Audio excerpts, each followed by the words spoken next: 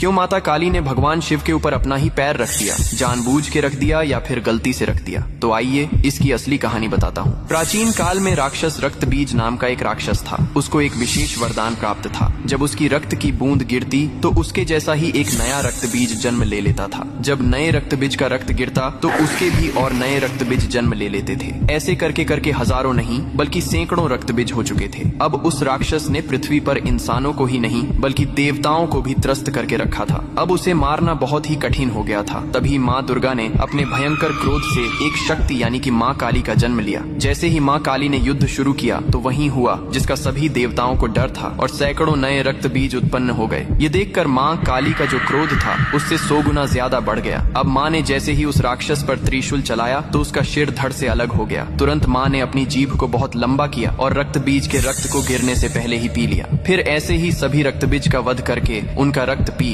कर उनका क्रोध अब 100 गुना से 200 गुना बढ़ गया था। धरती कांपने लगी थी, समुद्र मथने लगे थे, देवता भयभीत होकर इधर उधर भागने लगे थे। तब देवताओं ने भगवान शिव से प्रार्थना की, हे महादेव, आप ही माता काली के संताप को शांत कर सकते हैं। शिव ने देवताओं की पुकार सुनी और माँ काली के सामने युद्ध भूमि में पहुंच गए। लेकिन माँ अपने तांडव में इतनी लीन थीं कि उन्होंने शिव को भी नहीं देखा। तभी भगवान शिव ने स्वयं माता के चरणों में लेट गए। जैसे ही माँ काली का पैर अनजाने में शिव के सीने पर पड़ा, तुरंत उनका क्रोध शांत हो गया। उन्होंने नीचे देखा तो अपने प्रिय पति शिव थे। यह देखकर उनकी जीभ शर्मिंदगी से बाहर निकल आई। इसके बाद शिव ने मुस्कुराते हुए कहा, हे माँ, तुम्हारा यह रूप सृष्टि के संतुलन के लिए था, लेकिन यह रूप अब धरती पर बहुत धाम से पूजा जाएगा। यही कारण है कि तस्वीर में और मूर्तियों में माँ काली को शिवजी पर खड़े हुए दिखाया जाता है, जो बहुत ही शुभ माना जाता है।